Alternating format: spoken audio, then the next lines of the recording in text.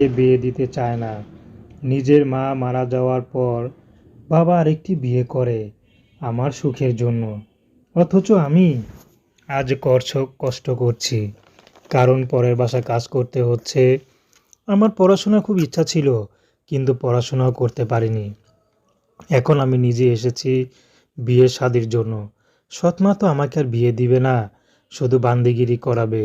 তো আমি এখন ইউটিউবে এসেছি, যদি ভালো একটা মানুষ পাই তাহলে বিয়ে শাদি করব।